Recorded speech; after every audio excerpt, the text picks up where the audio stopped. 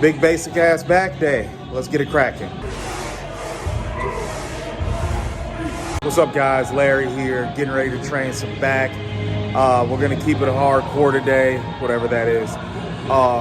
Lots of pull down movements, lots of rowing movements. So this will be pretty much on the high volume end of things, just to put a lot of blood into the muscle.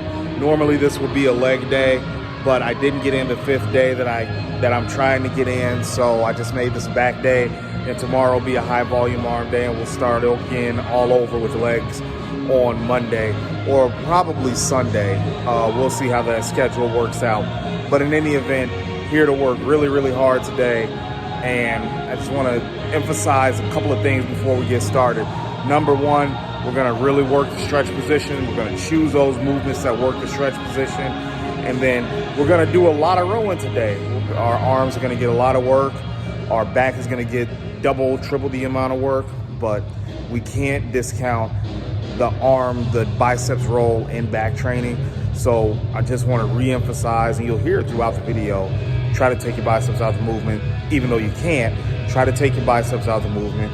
Try to make sure that you're using your back to contract all throughout that movement. So we're gonna start today, start out with some single arm pull downs on the Nautilus pull down, something that you've probably seen before, but more of a selectorized version.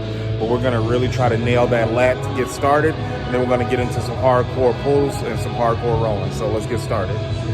All right, let's talk about hanging out in a stretch position for a minute.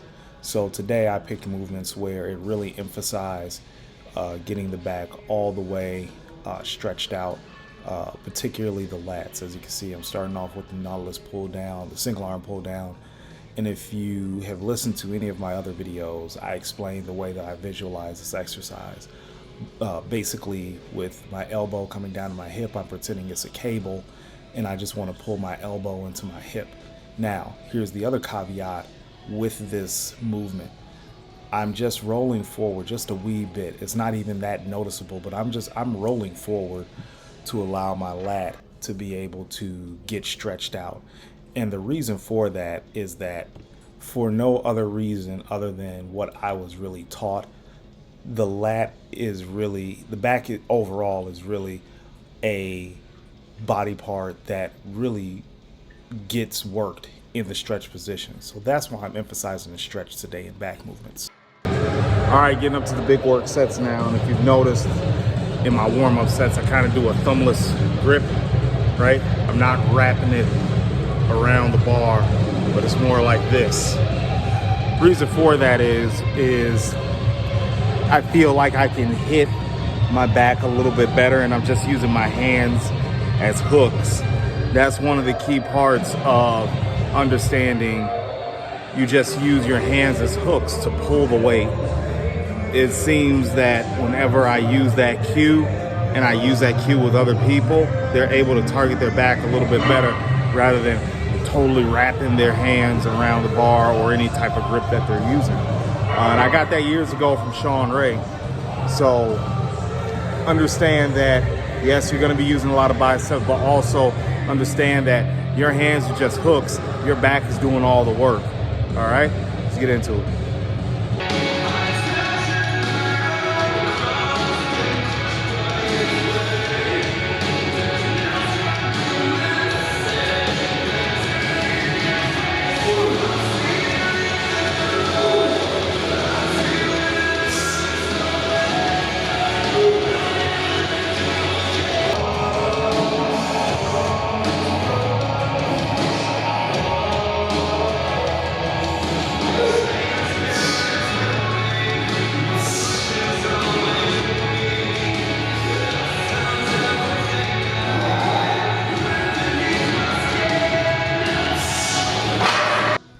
Here's exercise number 2, one-arm dumbbell rows. Now I'm doing this a very unique way that I got from a buddy of mine, Chris Edmonds, lead trainer at Mountain Dog Diet. Rest in peace, John Meadows. I'm doing one-arm dumbbell rows on the side where my leg is forward. Why am I doing that? If you can look through my shirt, that lat is working. And this is another stretch emphasized movement. This is something that I've really started to get into the groove with, and I'm still perfecting my form.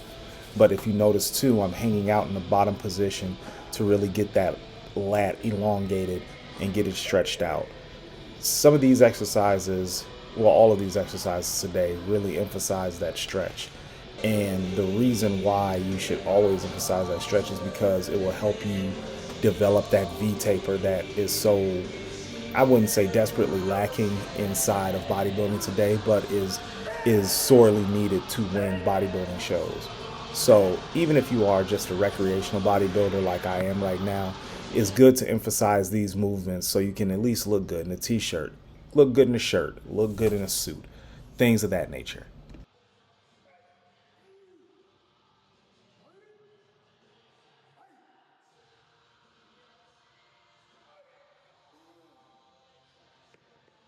All right, guys, 2 out of 5 done.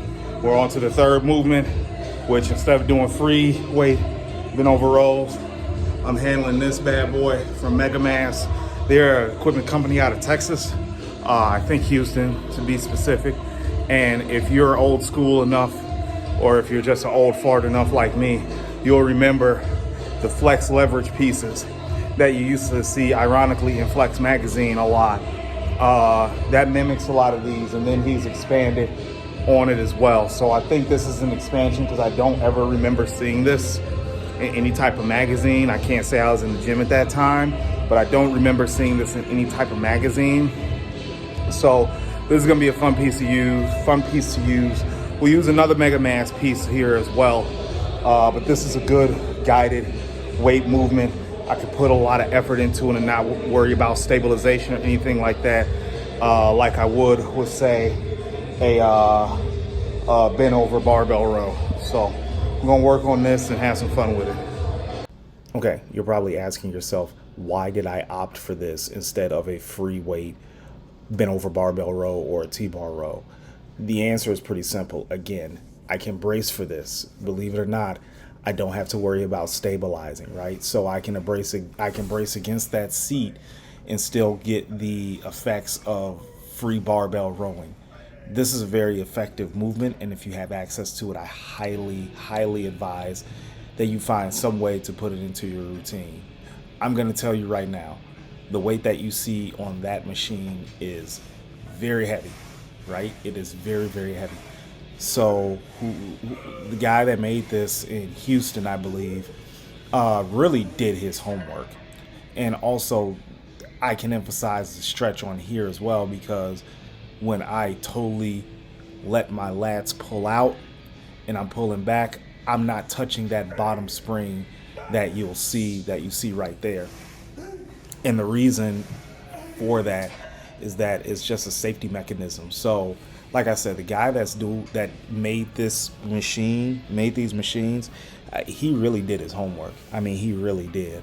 So again, if you can find a way to get this into your routine, then I highly advise you do so. I did a rest pause set here, which seems to work out very well for this particular piece of machinery. And with that, we're going to go on to another Mega Mass movement. And again, if you've seen old school 90s bodybuilding magazines, you've inevitably seen this particular machine. This is another one by Mega Mass, and this is I still call it the flex leverage row, but man, you talk about a mid-back developer. This is one for the ages. There's not many machines that I like this. I think I like this one and the Prime one, the Prime plate loaded one, but this is probably one of my other favorite exercises. And the brutality that you could do on this is absolutely insane.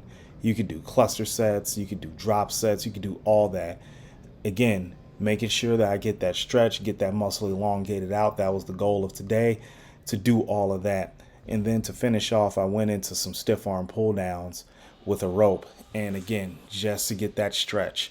Now, what will the next workout be? I'm not really sure. It'll probably be another stretch emphasized workout, but also you don't want to forget about the thickness exercises. So maybe next time it'll be a thickness day and you'll see some other exercises, and I may just repeat a couple of others, because like that Mega Mass bent over row is good for building mass, and it's also good for stretching the lats out. So The next thickness workout will come.